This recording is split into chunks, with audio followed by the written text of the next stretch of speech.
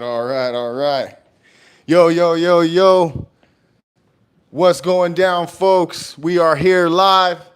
Welcome to another episode of Bros Talk MMA. I'm your host, UTICA, undeniably the illest cat around, aka Mr. Make This Pick Real Quick. I'm here with my bro host extraordinaires.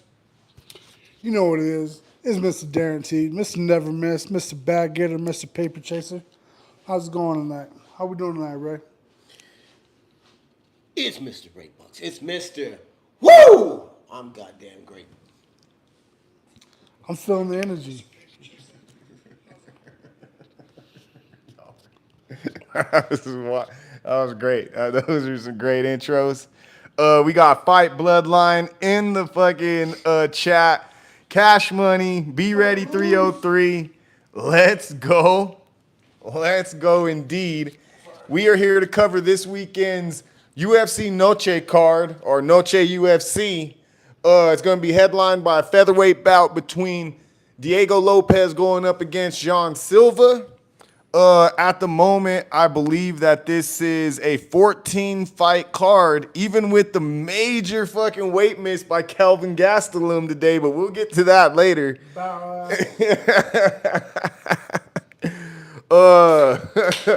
Let's see here.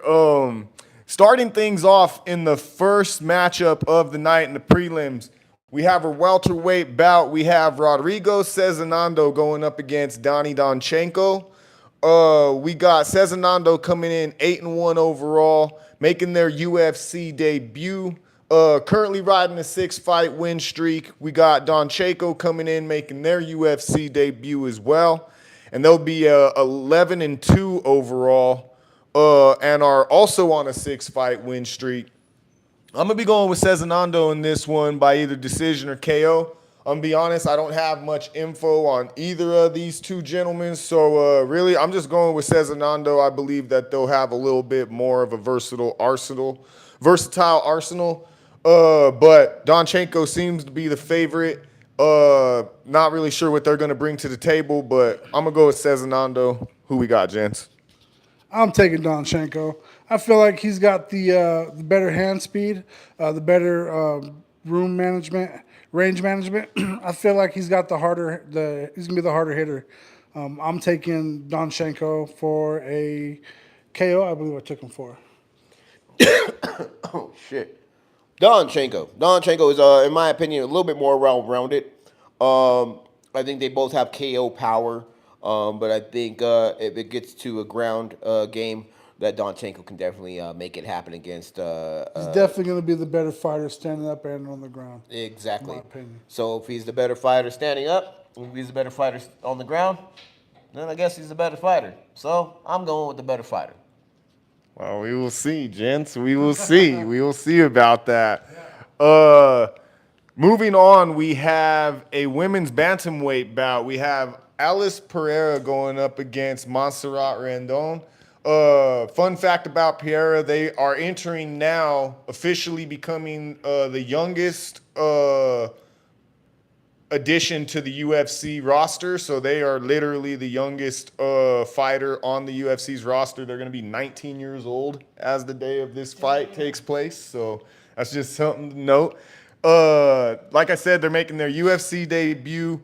Looks like they have a pretty decorated grappling background, I believe, is where it is that they come from. So they've been able to convert it into 5 professional wins.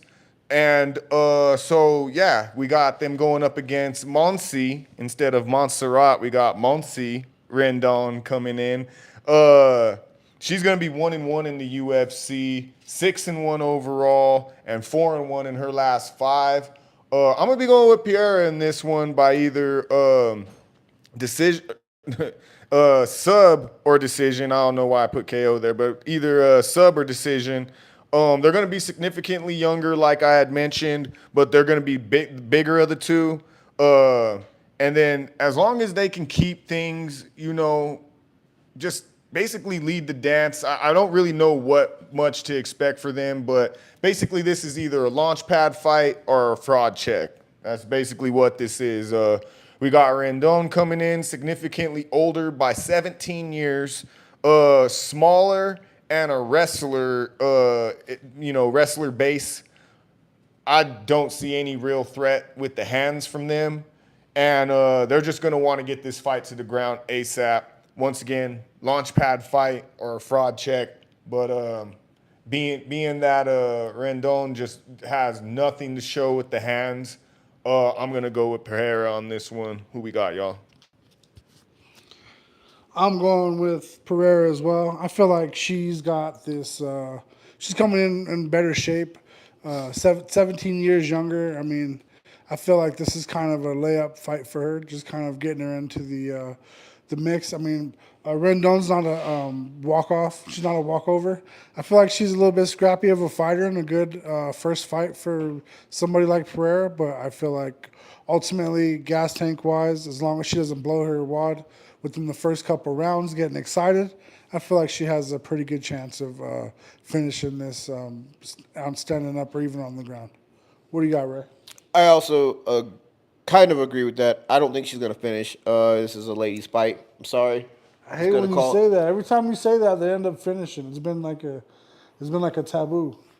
Every time you say that, it's been a really good woman's fight. Okay, I'm not saying it's not gonna be a bad fight. I'm just saying there's gonna be a finish. If there's a finish, I'll eat my words. You know what I mean? We can we'll make a bet on that. We can make a bet on whether or not this will be a finish, but I doubt this is going to be a finish.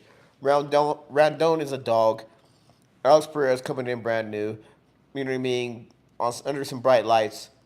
We'll see what the fuck happens. But I do think she'll get it done. Again, you said there's a ton of fucking years. You know what I mean? In difference. And 17. 17, and younger fighters win. That just is what it is. At 19, though, it's a little crazy. Scares me a little bit. But obviously, in my opinion, 19-year-olds at least got a gas tank. So She's there for a reason. exactly. So that being said, Alex Pierre for the win. Oh, really? Yes. All right, yo. Okay. Right on. I feel like y'all switch y'all's picks on me, but it's all shit! good. You know what? I did. Yeah, I did. But I think you switched up on me too. I did switch up. But hey, it's all good, y'all. Hey, that's what happens. We gotta. I'm gonna make sure to input those for the tracker. I had a change of heart after your analysis, Cameron. Hey, that's what's up. And I didn't really have much to offer, but I really do just think that Pereira is gonna, that they're ready to strap the rocket to her, basically. Yeah. So they're gonna put her against somebody, But Rendon isn't the best, bro. She's gonna be in favor to win. You know what I mean? That's they're trying to launch her career, like you said. Yeah. Rendon is pretty much she's not competing for any kind of belt or pursuing anything. She's kind of just like not even a gatekeeper. She was just there for, I don't know. So, I feel like, she should be able to get this done. Kind of like barring what Raymond was saying, if she doesn't gas or, anything like that. You were mentioning too, just getting overzealous, chasing finishes, shit like that. They should be able to chill and just, get the W. I'm questioning the gas tank of this old battle axe. Yo, shouts out to Anime Edits in the chat. What's up, Anime? What's going down? Yeah, piss on that dude, man. That's our honorary moderator. That's our honorary moderator. Yeah. Ray no bucks. Eat all the dicks. Moderate these nuts. Moving on to a men's flyweight bout. We got Alessandro Costa going up against Alden Correa. We got Costa coming in. They are 2-2 in the UFC, 14-4 overall, and are 4-1 in their last 5. We got Correa coming in on short notice, making their UFC debut, 10-3 overall with 1 no contest, and 3-1 with that 1 no contest in their last 5. I'm actually gonna go with Correa in this one by decision or KO. They're going to be the younger and taller of the two. Very well-rounded. Don't mind the little pup in the background trying to make himself part of the show. Younger and taller of the two. Very well-rounded. Although they are coming in on short notice, they just fought and have a pretty decent, strength of schedule. They've just fought like 3 months ago, and like I went and looked at their record, and they're not fighting bums. Actually, they're fighting mostly everybody they fought has had like a winning record or was undefeated at one point or something like that. They just need to mix it up and draw out Costa to a decision because Costa is coming off a long layoff. It's been about a year and a half since they last fought. They're going to be the older of the two by a couple years, well-rounded in their skill set. Definitely going to have more experience at the UFC level and better competition. But once again, like I said, they're just coming off this long layoff. And, for them, I would just say that they need to start fast because of that. If possible, I don't know, like getting up to fight speed's going to be a challenge. But at the same time, I think that they need to come out and try and finish this fast and avoid, this going to decision if that layoff and or just their cardio, fight speed, and all of those things catch up to them and become an issue. But that's why I'm gonna go with Corey in this one. They just fought 3 months ago. They're conditioned. They seem to at least have some skills. I'm not saying they're UFC level, but they didn't get a phone call for nothing. So I'm gonna go with them in this one. I respect it. I went Alessandro Acosta. He's a. I respect it, but I didn't agree with that shit. I respect it, but that's not what's going to happen. Alessandro Acosta is going to. I feel he's going to have a higher output. I feel like he's a better counter striker. I'm not sure if Correa is very good on the ground, but Acosta's pretty good stand up. His ground game, he has really good defensive takedown defense. So I feel like he's going to be fighting to keep this on the stand-up. And I feel like realistically, due to this being such a low IQ fight, considering that, there's not really he's not really a big competitor for Costa, I feel like he has a better chance of taking this. He's going to put the higher output. I feel like it could be a possible decision, though, because it has been a while since he's been in there. So he might not be, ready to finish this fight, but I feel like he's going to have the higher output. What you got, Ray? Costa could definitely take an L. Again, as you said, he hasn't been in the ring as recently as Correa.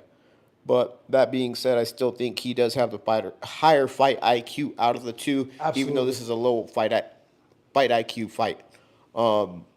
That being said, I just think he's a little bit more well-rounded than Eldon.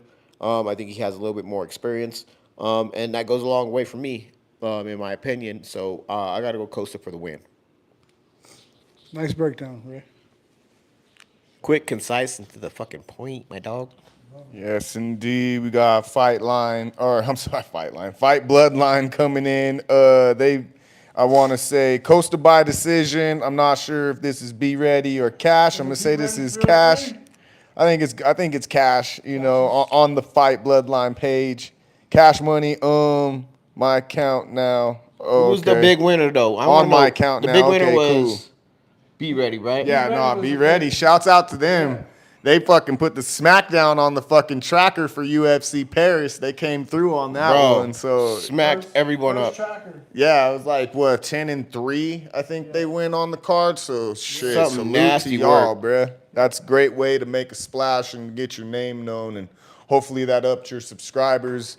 And make sure that you go subscribe to them right now. If you haven't, go check out Fight Bloodline. They actually just did a breakdown for the Canelo and Crawford fight as well and gave some picks and predictions. So make sure you go check them out. Make sure you go hit the hype button. If you're watching this shit or you're watching any, anything coming out, make sure you hit that new hype button that they got out on YouTube.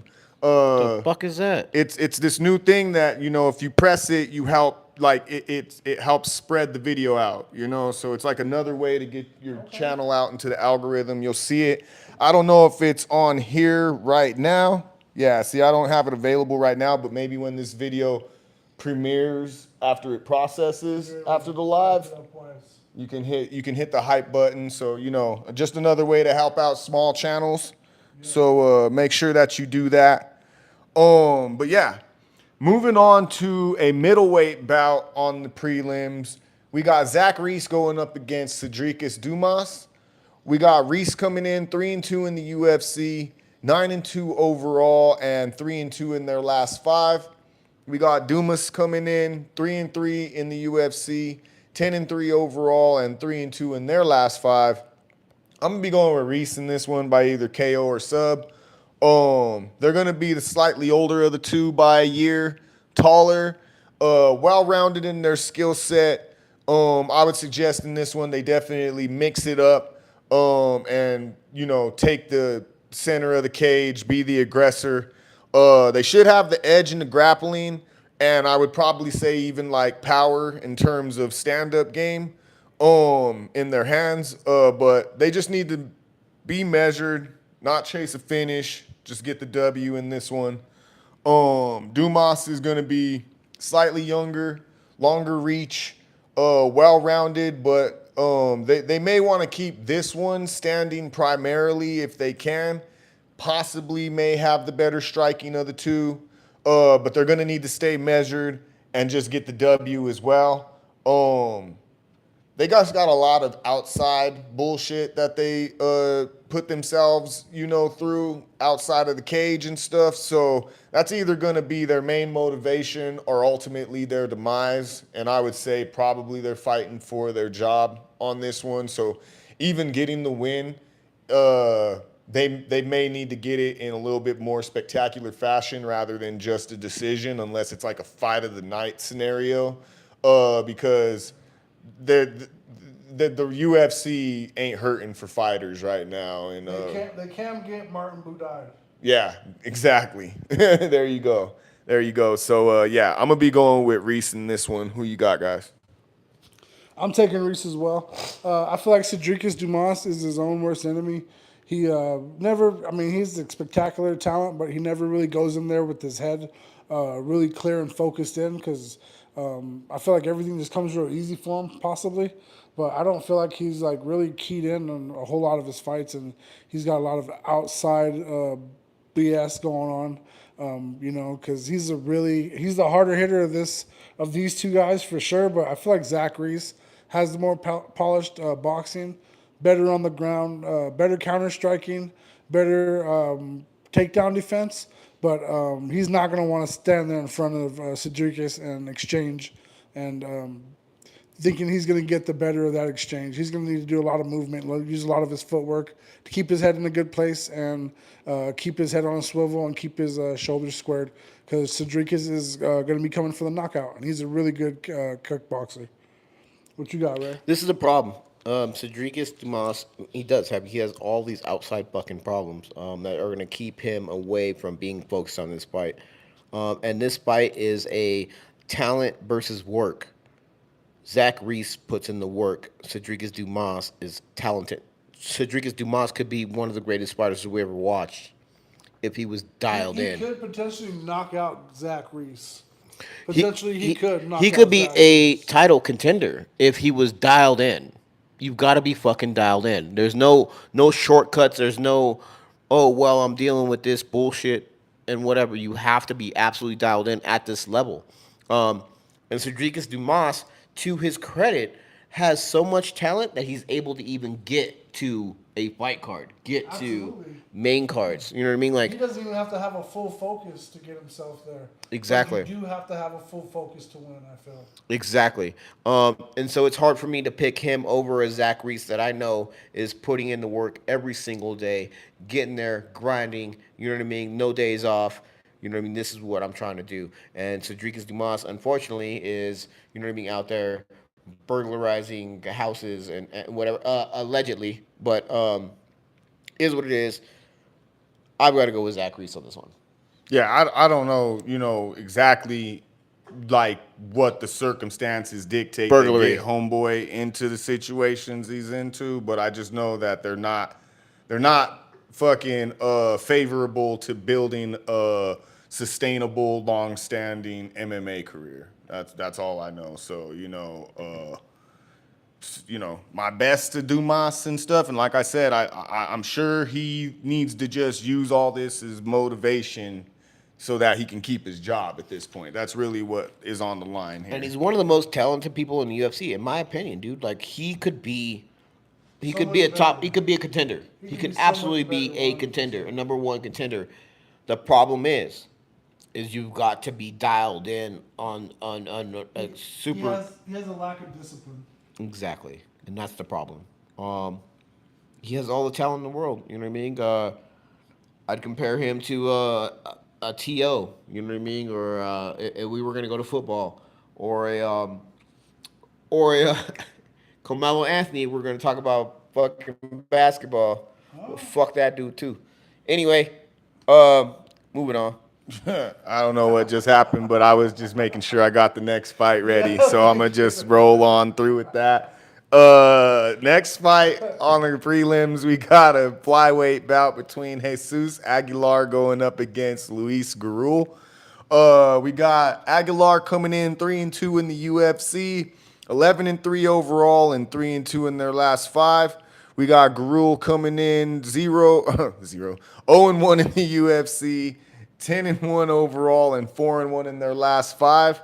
I ain't gonna lie, at first I was about to go with Aguilar in this one, but then I realized I feel like it was just my disdain for Garul's fucking debut fight and how he lost to fucking Ode Osborne, and I think I was just angry more so than putting in logic. So luckily, I let myself, stew on it a little bit more and actually ended up giving Garul another chance. I believe they can get this one done by decision or KO. They're going to be the slightly older of the two by a couple years, bigger in stature, well-rounded, but definitely leans to their striking or prefers to strike. Definitely should mix it up and make Aguilar stand with them, needs to just stay measured with their output and just get the W, because that's really what actually happened in their last fight. They just ended up fading and let Ode Osborne get back into it. I think even catch them in a funny ass fucking like guillotine or some submission that they didn't need to be put in, but they left themselves open. Aguilar is slightly younger and smaller of the two. He's a grappler with evolving hands, and has power in his hands, and has more UFC experience. But ultimately, they're going to need to get this fight to the ground and control Garul and or find a finish because their cardio is questionable. So, yeah, I'm gonna go. I'm going to go with Garul on this one. Who we got, y'all? I'm going with Jesus Aguilar. Luis Garul is a good, fun fighter to watch. He has a nice, fun output, but, from his, and I hate to judge somebody by their debut, but he doesn't perform well under pressure. And I feel like he needs to get a win under his belt in this organization to kind of make himself to establish any kind of relevancy, because he is a good fighter, and nobody's going to take that away from him. But if you can't get wins in the UFC, no matter how good you are, you're not going to hang around. So I'm going with Jesus Aguilar. I feel like he has he's not going to have the higher output, but he's going to have the better counter striking, because Goulet's going to want to make this a dog fight, because he's probably the harder hitter of this. But I feel like higher IQ is going to be Jesse Aguilar, because he's not going to stand in front of him and do what he wants to do with him. So that's what I got. What you got? Jesus Cristo Aguilar is going to make this shit happen. You know what I mean? He's going to beat up Luis, not Garul, Goulet. Goulet. I think you're right. Yeah, Goulet. Oh, I from know. I from know. fucking from Sheridan, bruh. He reps that big Sheridan. The big Sheridan City. Yeah. Piss on that county or city or whatever, bro. Like, so you know what I mean? Glad you from Colorado, my dog, but you know what I mean? Not a fan of y'all. Y'all, whatever. Anyway. Sheridians, not the communities themselves, but like the police department. There you go. Suck the ping, yo. Anyway, Jesus Aguilar for the win. I just believe he'll make this fight a dog fight. This thing will probably go to decision. He's not knocking out Goulet by any means, but I also don't think Goulet is going to be able to knock him out, because if he's going to do it, it'll be in the first round, but he will not be able to get to that point. That being said, Goulet has a questionable gas tank. very questionable. And that's why I'm saying Aguilar will take this decision and make a win. Absolutely.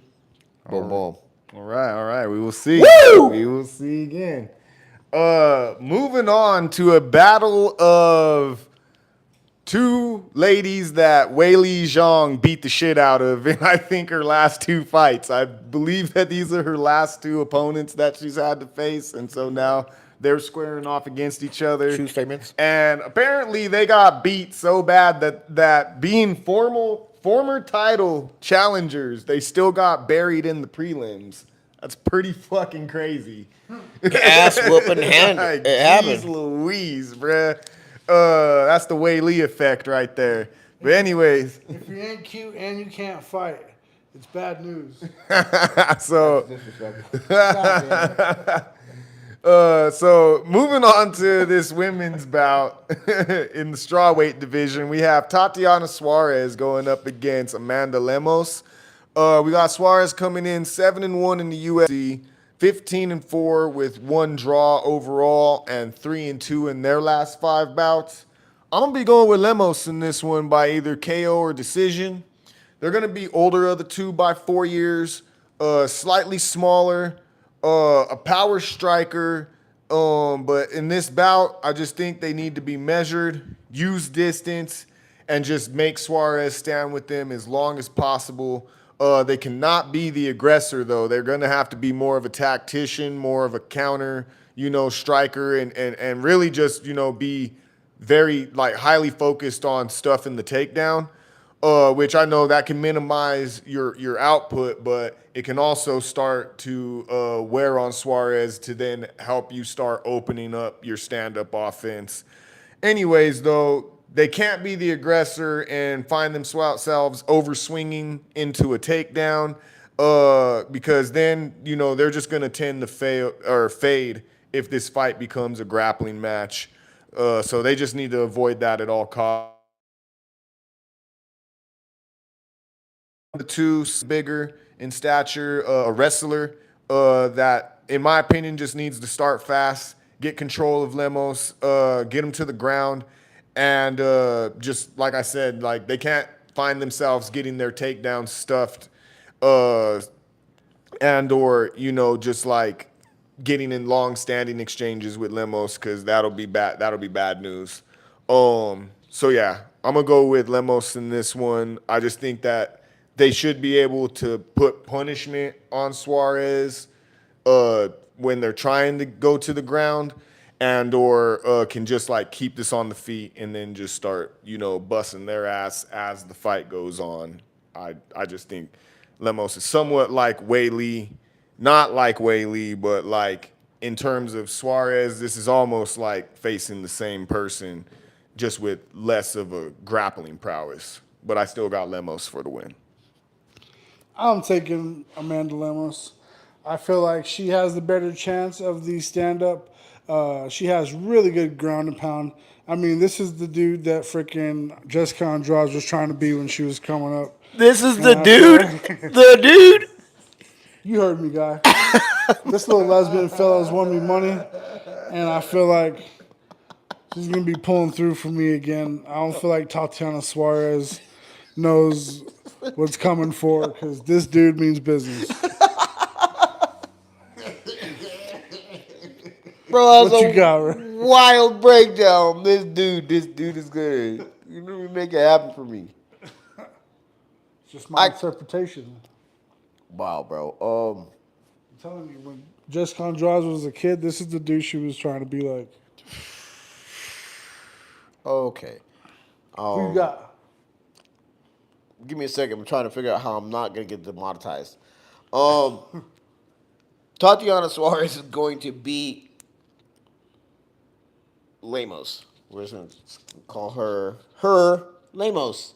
I don't feel like she has that dog in her, man. I'll be I don't honest with think you. Lamos. I think Lamos is a Lamo. I think she's going to be lame in this particular fight. She just doesn't have it in her anymore. She's too young or You too know, old. sometimes she really shows up to fight. Sometimes she does, but like not today.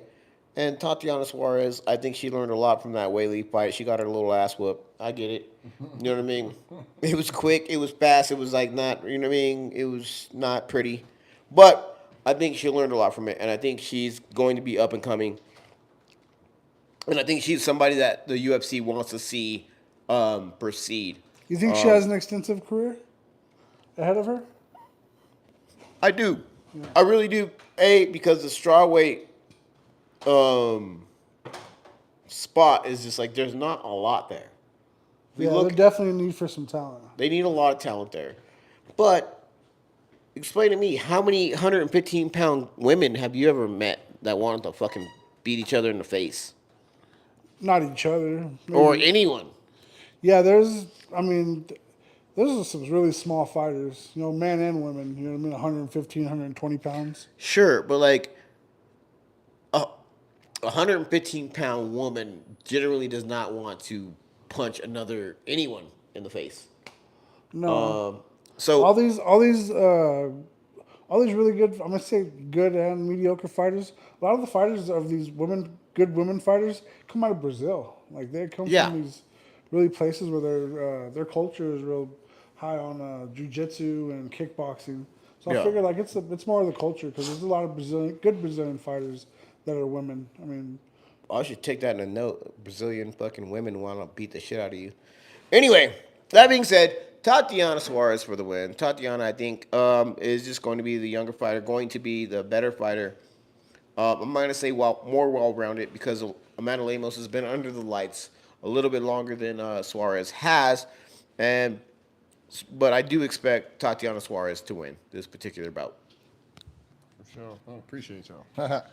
All right. Moving on to a fight that should not be ahead of the last fight we just covered based upon two competitors, to be fucking completely honest, especially one in particular, especially fucking who I'm mentioning in particular, Claudio Puelles going up against Joaquim Silva in a lightweight matchup.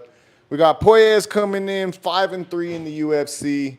12-4 overall and 3-2 in their last 5 bouts, and probably one half of one of the worst displays. Well, okay, I can't even say one half. He was the only half of the worst display of just like, I don't even know like what to call that, but this dude was butt scooting against Dan Hooker, and Dan Hooker just like broke him to pieces, kicked him in his stomach to end it, and it just wild. Claudio Puelles.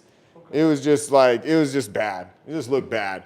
We got Joaquim Silva coming in 6-5 in the UFC, 13-5 overall, and 2-3 in their last 5 bouts. I'm gonna be going with Silva in this one for mostly a lot of what I just explained. They should win this by either KO or decision. They're gonna be the older of the two by 7 years, smaller in build. Well-rounded, but definitely likes to stand. Should have the edge in the striking and in the power department.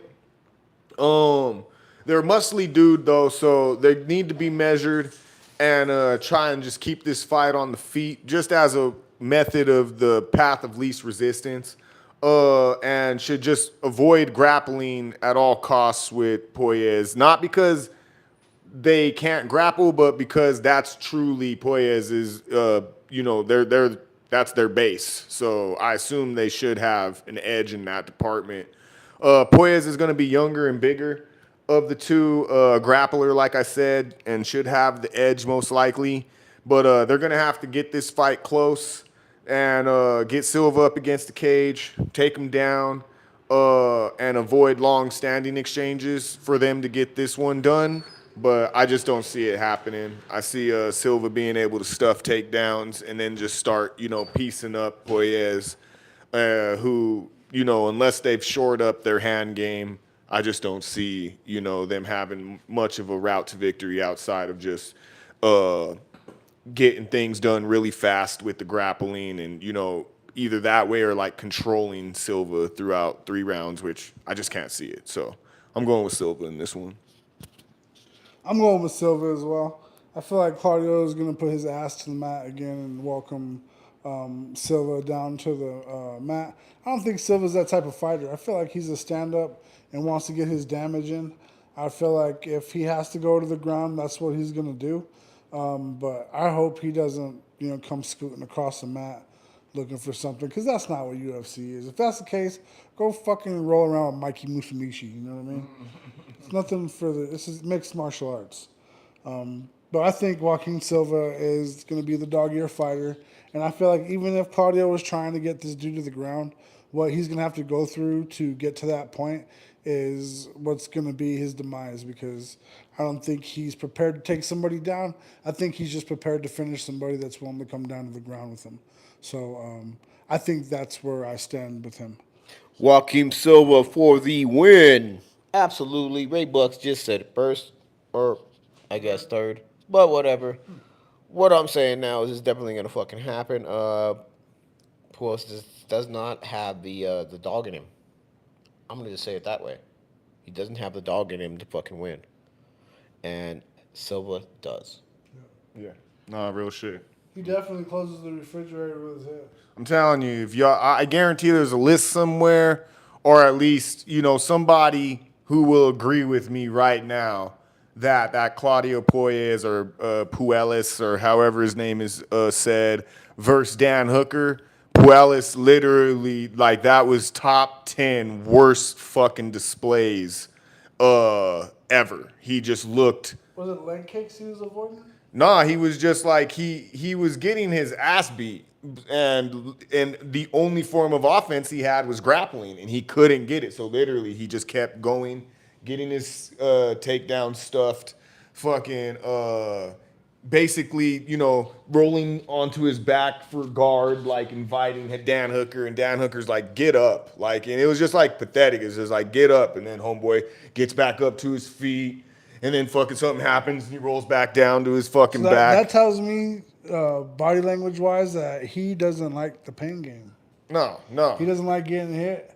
Doesn't like getting, you know what I mean? Anybody who's trying to lay down and avoid getting taken down or just avoid getting hit, period. It's just a sad display of, what you're in there for, because we want to see you go to your breaking point. And your breaking points from the jump, like that's wild. I came to a point where after so many times being told to get up, finally fucking Hooker just landed a nasty toe kick to the fucking solar plexus, and that fool just folded. And then it was like fucking over finally. Yeah, but I'm telling you, anybody who knows is like, yeah, this dude that was a pathetic display. But anyway, moving on to a middleweight matchup. We got Jose Medina going up against Dusko Todorovic, which... again, another fight. I'm not sure why they got them there, except for the fact that both of these guys kind of know how to lose really good. So, That's wild, bro. So, friggin', we got Medina coming in 0-2 in the UFC, 11-5 overall, and 2-3 in their last 5 bouts. We got Todorovic coming in 3-6 in the UFC. 12-6 overall and 1-4 in their last 5 bouts. I'm gonna be going with Todorovic though in this one by either decision or submission. They're gonna be the younger and slightly bigger of the two, well-rounded in their skill set, and definitely should just mix it up and gradually start leaning on Medina, get him up against the cage, and then eventually to the ground, and then find a finish there, but stay measured in the process. Avoid getting into any long-standing exchanges. And really, for them, they just need a W. Like, they've had a bad fucking beat. Like, they've got, the UFC brought them in as a prospect, and then they just they did well to begin with, then went on a bad streak, then fucked their knee up, then came back and still haven't been able to put it together because of coming off of a long layoff. So, this literally could be them fighting for their job, depending on how they win this fight. I think the winner has to win in spectacular fashion, whoever it is, because literally, like, anything less than that, you're getting cut, I think. Medina is going to be the older of the two by 3 years, smaller in stature, a striker primarily. He's going to need to keep this fight standing and catch Todorovic, and that's very possible. Todorovic is proven to be a little bit chinny. But yeah, he's going to want to avoid any grappling. And once again, he needs to win this in an entertaining fashion or lose in an entertaining fashion. I think Todorovic can't lose in an entertaining fashion and can't win in a boring fashion. But Jose Medina literally has to either fucking put this fool's lights out or fucking go in there and get killed so that he could keep his job. Because I think that he's sort of fighting for his job too, but he does kind of know how to make it entertaining, which the UFC is all about. But all in all, I got to go with Todorovic in this one because I just think they're the better overall fighter. Who we got? I took Todorovic as well. I feel like Jose Medina is going to be going in there, as you said, fighting for his life. I feel like he's going to be going in there, and he's going to have to. If he wants to make this a nasty fight, Todorovic isn't going to go in there and want to play the pain game. He's the bigger fighter. He doesn't have the better counter striking. So I feel like with Medina being so anxious to go in there and try to put on a display and a show, he's gonna have to do some damage and get Todorovic a little bit uncomfortable to make him have to start, backing that dog in the corner to get him to bite. Todorovic isn't a high output fighter. You kind of have to make him fight you. You know what I mean? He's not a guy that goes and throws in a whole lot of high output. But you do put him in a bad situation, and I do feel like he, when he's forced to perform, he does well. But if he has a habit of watching the fights pan out, of like just kind of standing there at times. But I don't feel like Jose Medina is going to allow that. I feel like he's going to go in there and, like I said, try to finish it. But I'm taking Todorovic for the win. Todorovic is like a more measured fighter. He's a sniper without the ability or the skill to be a sniper. You know what I mean? He sits there and he picks his shots. They're not clean shots. They're bad. Yeah, he likes to throw shots out of his dirty boxing. Exactly. Doesn't right. necessarily try to find range. He'll sit there and connect and get nasty with you and try to catch you on something coming out of an exchange. And I absolutely agree with that fucking opinion because he will snipe you, but it's like not clean. It's fucking like it's a gross style. And you're right. Medina, he's gonna come out hot. In my opinion, this is what I'm gonna see. Medina's gonna come out hot. Todorovic is going to come out measured, and that's where it can go either way, right? Where Medina could either beat the shit out of him in the first round or early in the second, or Todorovic is gonna take it to the third round.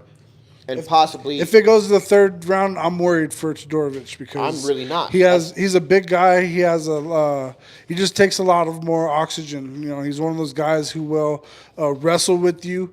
He will waste energy on guillotines and arm bars. He has no intentions on finishing, but just to maintain the positive position and holding and hopefully transition to something better. He is known to be a low IQ fighter. So I'm on opposite of you because I think Medina is going to like come out hot, come out fucking super aggressive, and then I see him, fading as the fight goes on, and in that way, Todorovic can come in on that point.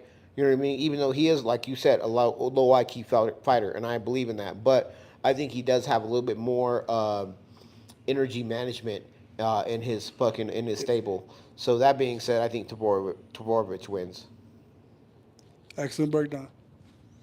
I think we all picked Todorovic, but I think, we might all have like differing ideas Reservations about how he's gonna perform or like what kind of fighter he is. Because, like I said, he really hasn't. I mean, he's 3-6 in the UFC, so I mean, he truly hasn't been able to showcase who I think he is through trials and tribulations. But he ran into some killers. Let's go ahead and put that out there. No, for sure.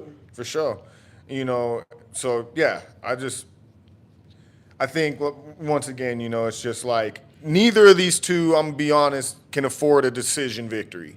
That's something that cannot happen for, like, literally, it doesn't matter who wins. If it goes to decision and it isn't fucking fight of the night where we're all just like fucking on our feet, standing ovation afterwards, that's the last we see them. both of them. Even the winner, like, I agree. both of them get fucking canned. All right. So with that being said, ironically or not ironically enough, but just in the same theme of why these fights were all chosen before Suarez and Lemos, we got the main card opener with Santiago Luna going up against Quang Lee. This is a short notice bout that got put together because of the Rob Font bout where their opponent dropped out, boosting Martinez up to that spot. So they needed to find a replacement fighter for Quang Lee, who was, who is now Santiago Luna. Quang Lee was going to face David Martinez. Rob Font was going to face Raul Rosas Jr. Rosas Jr. drops out. They boost Martinez up, and then they bring Luna in for Quang Lee. So just to give y'all a quick little breakdown there. Luna's going to be making their UFC debut, 6-0 overall, and are currently riding a 9-fight win streak between their pro and amateur career. We got Lee coming in 1-2 in the UFC, 9-2 overall, and 3-2 in their last 5 bouts. I'm going to be going with Lee in this one by decision or KO. They're going to be the older of the two by 12 years, shorter in stature, but well-rounded in their skill set. But, it's been shown that they definitely prefer to strike. They need to be measured, though, and just, keep this fight at distance. If the fight does go to the ground, they should only engage in the grappling outside of just trying to get to their feet. If they happen to find that they have the advantage in that department, because Lee does have good grappling, as proven in their last bout. They submitted their last opponent. But in terms of Luna's skill set, it'd probably just be better if Quang Lee kept this on the feet. So also, just like they should just test Luna's grit, having the more UFC experience of the two. Let's see what Luna's made of. Test their gas tank and take them to deep water and or a decision. Luna, they're going to be the younger and taller of the two, well-rounded in their skill set. Not a lot of info, but they do get it done on the ground and on the feet.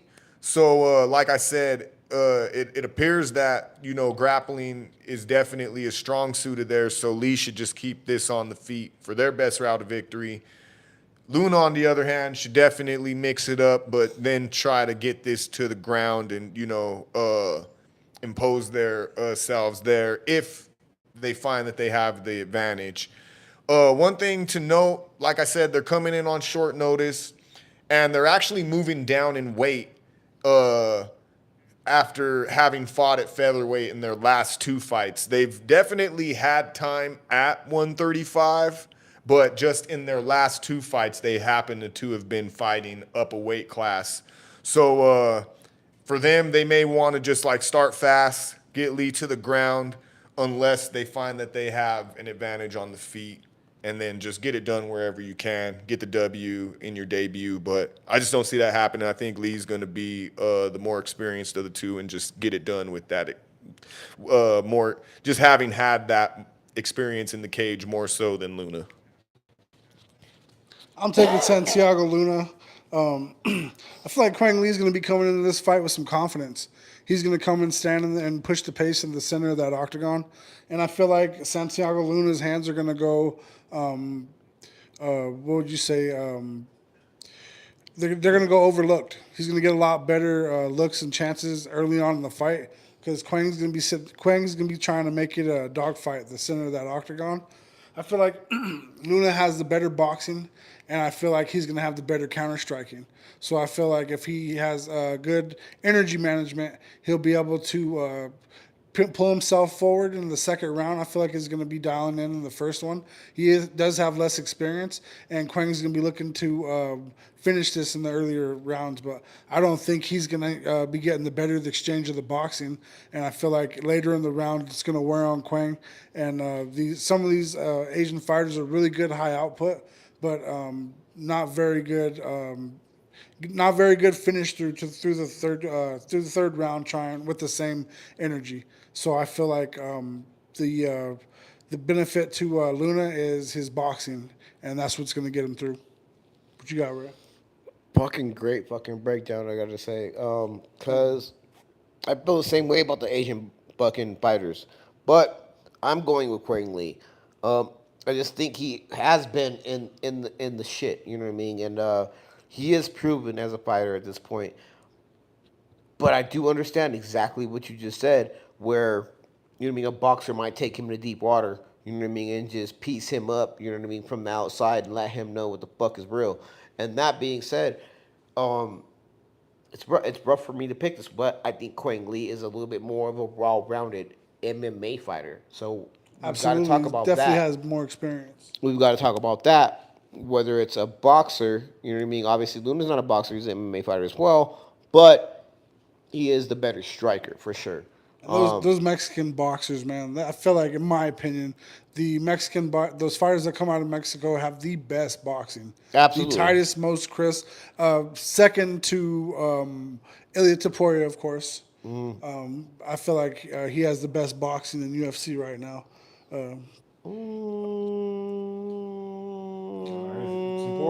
Tapoриa's boxing is tight, bro. Like, it's very tight. The best. Like, on some real shit. Like, he's actually scary with the hands, bro. And it's like real, like, good crisp boxing, as opposed to like a MMA fighter who, you know, trains in boxing, and, you know, so he has like decent hands. You can just tell the difference between a fool that freaking, like, literally, like, I don't know, like, Taporia's got some different fucking hands. Like, he just looks like he sets into everything. Yo, chill it out over there, my man. Chill it out. Oh, here we go. Yeah, here we go. All right. One second, second. y'all. Give me one moment. Anyway, in my opinion, I do believe we're gonna go with the Quang Lee. I think he's a little bit more well-rounded, and he'll be able to get it done. Absolutely. And I feel, you know, with Santiago Luna coming in 6-0, I feel like with him being the lesser experience of these two, I feel like he's going to get a lot better openings on Quang Lee, because Quang Lee is going to come in there trying to dirty box and get him to dogfight him in the center of that octagon, giving him no respect. But respect will be due, and it will be paid, I promise you. All right, y'all. Moving on to a lightweight matchup. We have Alexander Hernandez going up against Diego Ferreira. We got Hernandez coming in, the hometown guy from San Antonio, Yes, fighting out of Denver, Colorado. He's going to be 9-7 in the UFC, 17-8 overall, and 3-2 in his last 5. We got Ferreira coming in 10-6 in the UFC, 19-6 overall, and 2-3 in their last 5. I'm gonna be going with Ferreira in this one though, by KO or submission. What? Yeah, I'm going with Ferreira in this one. They're gonna be older by 8 years and longer of the two. Well-rounded in their skill set, but I feel like they should have the edge in the grappling on this one. They need to mix it up and eventually get it to the ground. But they have some sneaky good hands, and even like some power in those hands. But really, they should just look to try and, you know, eventually get this to the ground, control Hernandez, wear on him, and then, you know, just avoid having any long-standing exchanges with him. Hernandez, on the other hand, they're going to be the younger of the two, less rangy, somewhat well-rounded, I would say, but definitely is just more so of a power. They got power in their hands. They're a striker who has come to find out that they have to fight cleaner fights in order to get these W's. So they're going to want to stay measured and use distance. Like I said, they got the power in their hands, but they do have a muscly frame, and they can fade in fights depending on how hard that fight is for them. You know, like now if it's just kind of something where they're, you know, kind of point fighting or, you know, whatever, he can last for, you know, a full 3. But if it becomes like a dog fight, more often than not, he's going to be the one who tends to fade. So if it goes to decision, they're going to have to keep this as clean as possible and avoid any long grappling exchanges to get this W, and really just get this W by any means, string together their 4th straight win, and, you know, keep it pushing, get some resurgence back in this division. I'm going with Fajeda, though. I'm taking Hernandez. Hernandez had a knockout for his last fight. He was in a dog fight, weathered the storm. You know, he does have a questionable gas tank because he is a muscular guy, but I like this dude. I mean, I feel like since he's been training with I'm not sure the name of his camp, but with Brandon Royval, I feel like his striking has got more crisp. His head movements got better. His counter striking's got better. I felt all around his stand-up has kind of like elevated him. And I feel like he's going to be knocking Ferreira out. This is going to be a KO for Hernandez. I'm calling it. I called it last time for his last knockout. He's going to do it again. Ferreira's not going to give him the respect he deserves, and he's going to stand in front of there and try to exchange with him. He's the type of guy, you hit him, he wants to get his lick back. Best part about somebody like that is if you hit harder than him, you're going to knock his ass out before he gets his lick back eventually. And I think that's what's going to happen. All right, let me just say, pause. No Diddy. You like his titties, my nigga, and also in addition to that, like you're just like lick back, gonna lick him back. That's weird. Anyway, lick back. I'm just gonna say, Diego Piera. You ain't never heard of hitting a lick? You heard that. Just you fucking. Diego. Reaching. It's always got to go for the gay. Hey, Diego Ferreira for the win. Diego Ferreira is a better fucking fighter. He's at his more wins or more fights in the UFC. I believe also more wins in the UFC. Diego Ferreira does have great striking. No head movement, no foot movement. He doesn't have very good footwork. His head stays on 0. He's going to stand there and exchange with Hernandez. I promise you it's going to be not for the whole fight, for a small part, till he realizes that he doesn't hit harder than Hernandez. I feel like ultimately for me, this came down when I really had to break it down. The tiebreaker for me came with Fajeda's strength of schedule. Both of these dudes have had a lengthy career in the UFC, but overall, if you look at who Fajeda's faced, whether he's lost or won, it's a pretty strong fucking resume compared to Hernandez. So really, you know, I know that there's a lot of things going in Hernandez's favor, you know, age, you know, physicality, things like that. I feel like he has a better camp as well. Yeah, you know, good, very solid training partners, trains out of Colorado, so the cardio, you know, is getting better for sure. But I just feel like Fajeda is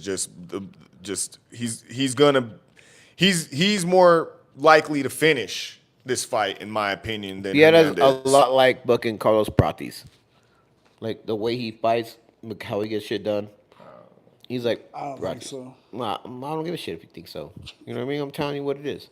And also, like, cool, fucking Carl or Alexander Hernandez, just not good, my dog. Like, he's good, but he's carrying a lot of weight.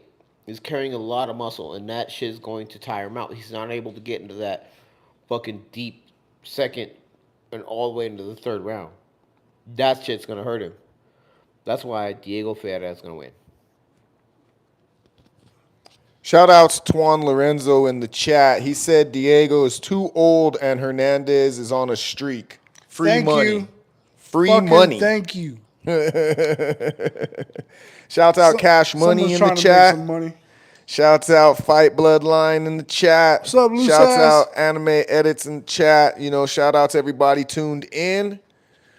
Moving on to our next bout. Shout out Gabriel. Shout out Tao. I guess this is a middleweight bout and or like a catchweight bout at this fucking point because we got Kelvin Gastelum coming in against Dustin Stoltzfus, and Gastelum weighed in about like 5 pounds over the limit today. So it's like 186 is like the limit for middleweight, and he came in at 191. He forgot to empty his pockets, guys. And wasn't stressed about it one bit. Got on there, flexed and everything. Like, that showed no signs of remorse whatsoever. That's a sure sign of a man who just finished eating something. He said, fuck it, we cutting this weight cut early. I think Stoltzfus gets like 35% of his purse. Damn. So, and Gastelum makes pretty good money. So, this isn't your, average fucking 20% off of, a fellow up-and-comer or prospect. Like, nah, he's getting money off of a vet right here. So, hey, shouts out to Stoltzfus. But let's break this down first. We got Gastelum coming in. They are 13-10 with 1 no contest in the UFC. 19-10 with that 1 no contest overall, and are currently 2-3 in their last 5 bouts. We got Stoltzfus coming in. They are 3-6 in the UFC. 16-7 overall, and are currently 2-3 in their last 5 bouts. I'm gonna be going with Gastelum in this one, and probably even a little more confident now, just seeing that he came in heavy and nobody's gonna do anything about it. So again, he's definitely not depleted at this point. so I'm gonna go with him by KO or decision. He's gonna be the smaller of the two. A striker with wrestling, but that wrestling has definitely took a decline because he doesn't use it.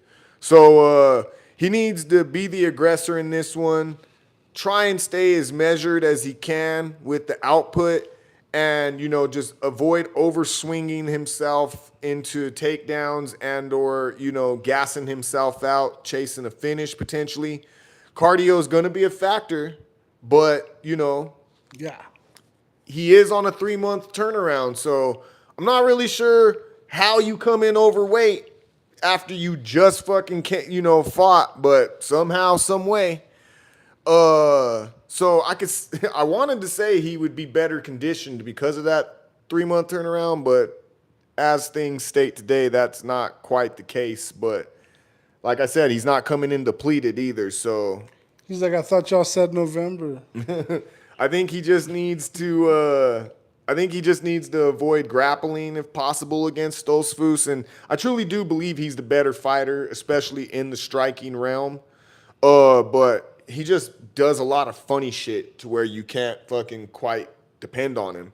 Stoltzfus is going to be bigger and somewhat well-rounded in their skill set, but truly, with the way that they fought and just how their career's gone, I'm just not really sure what to expect. They're not bad at anything, but they're not great at anything either. So, I just would say they need to keep this fight clean, kind of get on their bike and avoid getting chinned by Gastelum and make him chase him a little bit. And then hopefully try and grapple him as much as they can, get him to the ground and keep him there if possible. But really, he needs to avoid getting into the pocket or into any type of long-standing exchange with Gastelum, because Gastelum will knock him the fuck out. He is a little chinny anyways, too. So, yeah, he needs to avoid Gastelum's hands by any means possible. But truly, I don't really know how he beats Gastelum, because I don't really know if his grappling's on par to keep him on the ground and or gain an advantage and then maybe fucking, punk him there. I'm not sure, but I am going to go with Gastelum, even though I'm not fucking super confident. I got Dustin Stoltzfus. I feel like for the same reason why Cameron's going for Gastelum, I'm going for Stoltzfus. Gastelum ain't prepared for no 3-round fucking fight, especially if it's a high output. if you're training and you come in weight and you have been up on your cardio and it looks like Stosfus is in really good shape, I don't see Kevin Gastelum pulling one of his knockoff punches unless he knocks him out within like the first couple minutes, because that's when Gastelum's going to be at his strongest. I don't feel like I feel like his takedown defense of sprawling out is going to be harder and harder as he has to pick his fat ass off the canvas every time he goes and sprawls out. I feel like Stofus is going to get him up against the cage and he's going to work him there and he's going to pull him to the ground and he's going to fight to get up to the. It's probably going to be the first round. There's going to be a lot of fighting and getting up to the ground and yanking back to the ground. And I feel like second round Stofus is going to overwhelm him with striking. But I don't think he's going to come out fresh with Gastelum trying to strike with him, knowing that his power and he does have the possibility of possibly knocking him out. But I don't think Stofus is going to give him the opportunity. We wrestle first, and then we fucking exchange and strike second. And that's how Stofus is going to get this through to get his victory. I fucking hate this bout now. You hate what? I hate this fucking bout because he just told me this shit where fucking stupid ass Kevin Gastelum came in all like heavy fucking fat. Yeah.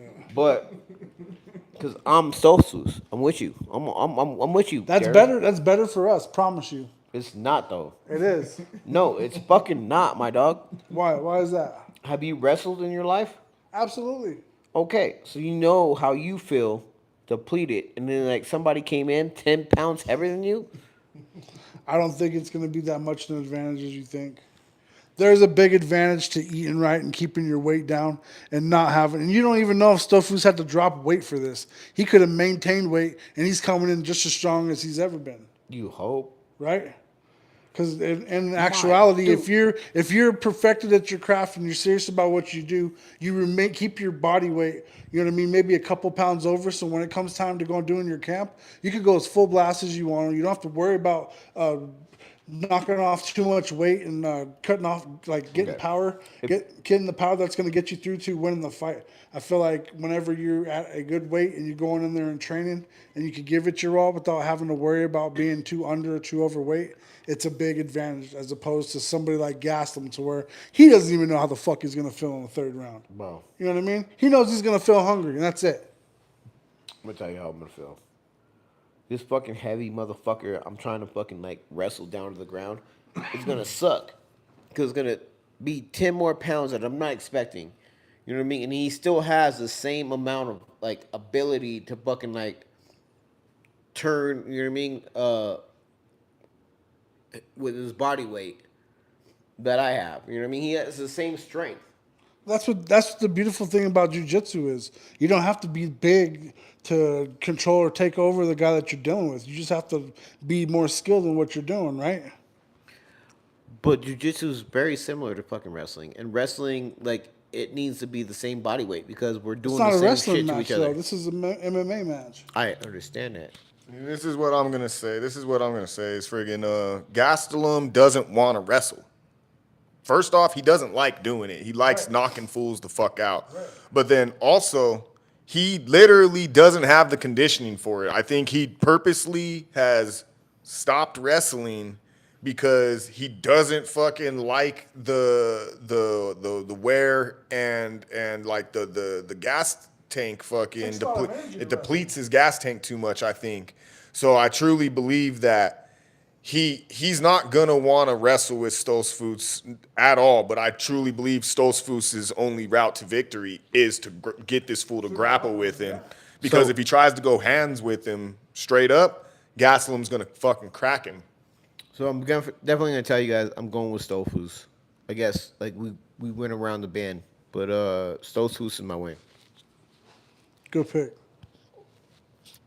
All right. Moving on, y'all, to the featured bout on the main card. We have Jared Gordon going up against Rafa Garcia. We got Gordon coming in. They are 9-6 with 1 no contest in the UFC, 21-7 with 1 no contest overall, and 2-2 with that 1 no contest in their last 5 bouts. We got Garcia coming in 5-4 in the UFC, 17-4 overall and 3-2 in their last 5 bouts. My pick's going to be with Gordon in this one by either decision or KO. They're going to be the older of the two by 6 years, taller and well-rounded in their skill set. They need to just keep this one clean, lead the dance for the most part, wherever it takes place. I feel like Gordon is basically I'm not gonna say on some Stoltzfus shit where he's good at stuff, but he's not great. I would say he's definitely well versed in grappling and hands. It's just that he's not fucking this flashy, finisher or anything like that. He's just very technical and or just like he's a tactician. He just breaks people down and has no problems going to a decision. So I would say that he should have the edge in the striking though in this particular bout, and should keep it standing as long as possible, and should avoid the grappling only as a means as it being the path of least resistance, because Garcia is definitely that's where their bread and butter is in the grappling.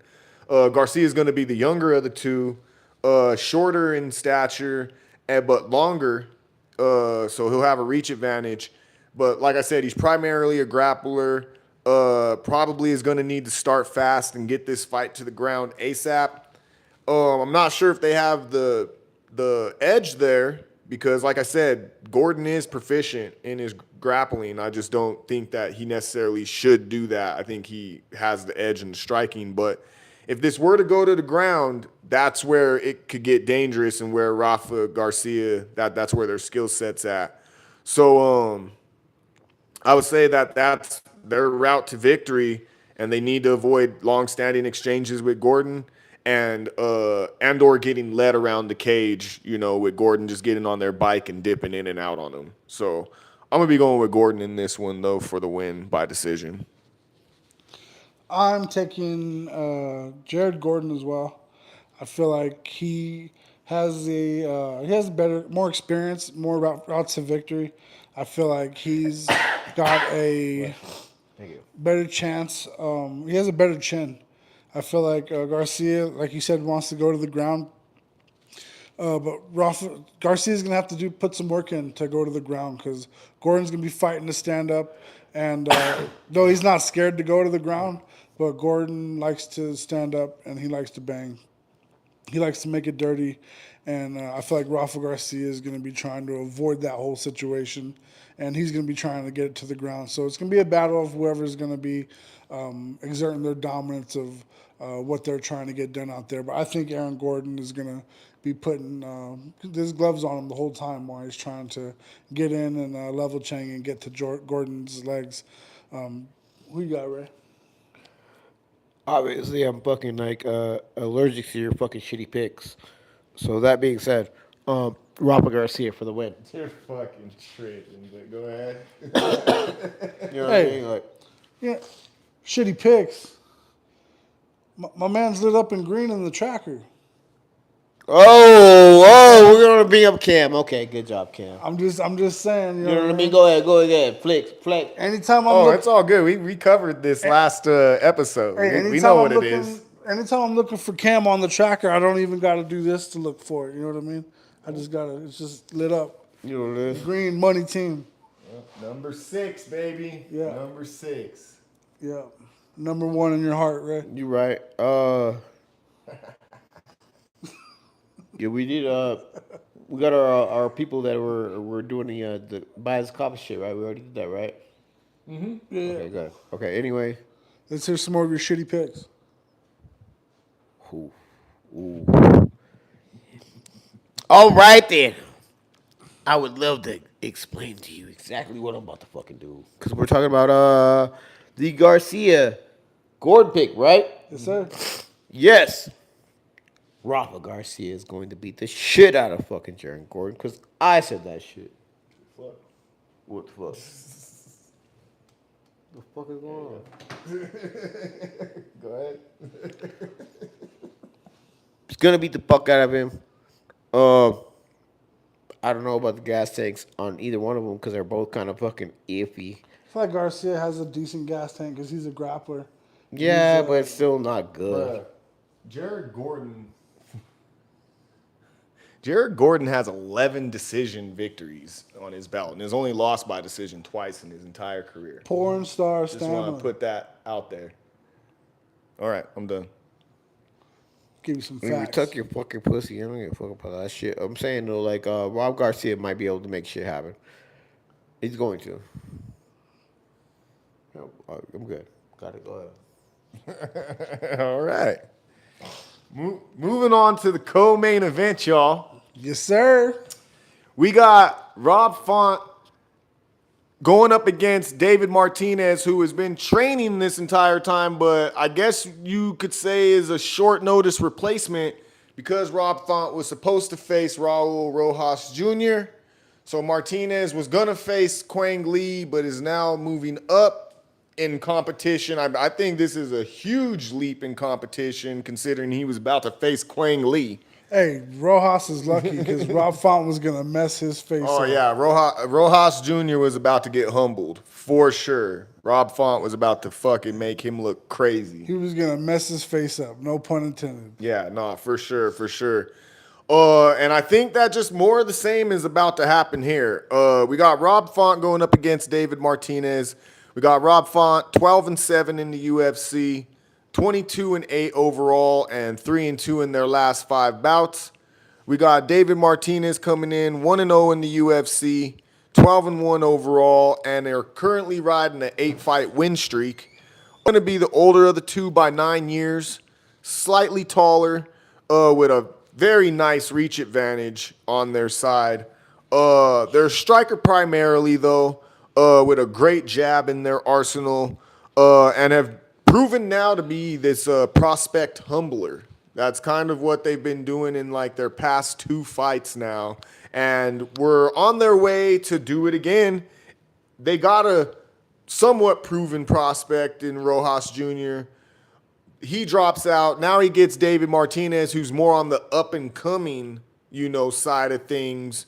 So this would be a huge win for Martinez, but I just don't see it happening. I see Font, just basically coming in, asserting dominance with that jab, kind of leading the dance the entire time. Probably, there's probably not going to be any sort of type of grappling going on, so it's just going to be a straight-up fucking stand-up match, and I just believe Rob Font's going to be the better of the two. Yeah, so, I mean, he may be at a disadvantage.